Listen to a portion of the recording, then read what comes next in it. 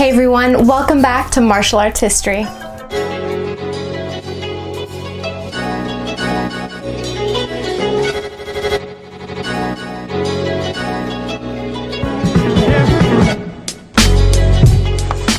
The martial art for today is boxing.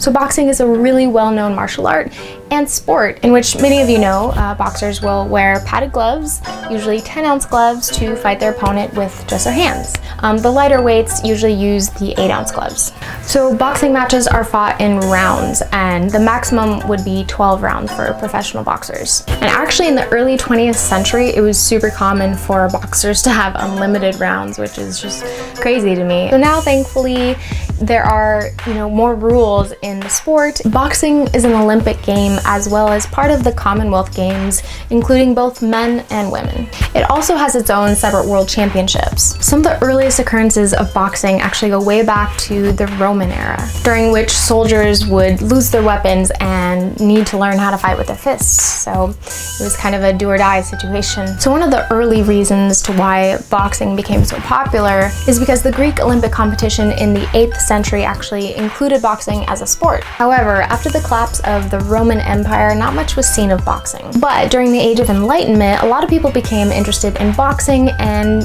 brought boxing back up to the surface, made it relevant again. Boxing actually became very popular in London in the mid-1700s, during which time they started to create rules and regulations for the sport. John Broughton created his own set of rules for boxing matches, and those eventually became the official rules. And when these rules were introduced, weight classes were then introduced as well, which is so important because weight plays such an important factor, right? Thanks to the London Prize Ring rules, the weight classes kept evolving, and thankfully now we have 17 different weight classes as opposed to just 2 weight classes. The sport has had so many great athletes, many of which you know. One of the most popular, of course, is Muhammad Ali. To this day, he is still considered to be one of the best boxers of all time. Apart from him, there are so many other greats, such as Sugar Ray Robinson, who was the welterweight champion for 5 years. And then, of course, there's Joe Louis, Henry Armstrong, Joe Frazier, George Foreman, of course, Sugar Ray Leonard, Mike Tyson, Evander Holyfield. The list goes on, and you probably know several other famous boxers and well-known boxers throughout history. There are so many. More recently, there's, Floyd Mayweather, who I consider to be one of the best athletes there is. I know a lot of people don't necessarily like how Floyd Money Mayweather talks, but to me, it's a part of it, He knows how to get people in the seats, and he puts on a show and he backs it up. I think he's very smart and makes good business moves. And then of course there's Manny Pacquiao. There are so many great professionals in the sport, and it's always really exciting to watch. So due to the popularity of boxing, many movies were created off of, boxing premises or ideas, and obviously I think the most notable film or films would be Rocky, right? With Sylvester Stallone, as you know. People reenact the film all the time. There's so many quotable lines, and if you've ever been to the stairs in which Rocky runs up and does yeah at the top, I think you know what I'm talking about. So I recently went to Philadelphia and I went to those stairs. I saw so many people running up those stairs thinking they were Rocky, being so inspired. They even had some people had their music on, and it was amazing to see people become so inspired by that film. Like I said, people reenact it all the time, so many quotable lines. But I think seeing all those people run up the stairs and be inspired by this film and be inspired by Rocky made me realize that much more how impactful films are, and specifically Rocky. Obviously, Rocky was amazing. It still is. It holds up to this day. And then another film, which is actually in my top 5 favorite films of all time, is $1 Million Baby with Hilary Swank and Clint Eastwood. I think it's such a beautiful story and so inspirational and moving. And then, more recently, there's films like Southpaw and Creed. And then there's some famous books about boxing. The Fight by Norman Mailer, The Greatest by Walter Dean Myers, and then there's others like The Sweet Science by A.J. Liebling. There's so many different books and films and shows where you can see boxing or learn about boxing. Boxing requires so much discipline, finesse and hard work. So it's not just training to be good physically and be able to, defeat your opponent physically. There's also a huge mental aspect. You have to understand the rules. You have to really try to understand your opponent and get in his or her head. There's so many technical aspects to boxing. So it's not just about the physicality. There is so much more. I have a question for you actually. What do you think is more important in a fight or a sparring match? Timing or speed? Time versus speed.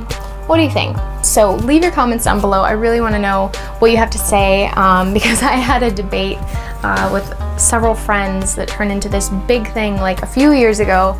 So I'm not going to give my opinion on it yet. I want to hear what you have to say. Timing versus speed, which one is more important? Obviously, boxers come from, different backgrounds. They have different body types, so they have all different types of techniques. There's like the brawler fighter who is very aggressive and maybe doesn't have the most perfect technique, but usually gets the job done. And there's the more technical person who is more of like a counterpuncher, really weighing in on the fighter, their opponent, and reacting to their actions. If you have two opponents that are very technical, it may be more of a slow match, but for me, it's really exciting just to watch very technical fighters, and obviously it's also exciting to see brawlers, but I prefer the more technical. So there are several different techniques in boxing. The jab, in my mind, is one of the most important punches because with the jab, you are keeping them busy and you're also keeping that distance. It feels like you're in control a little bit more. You're setting up your next punch.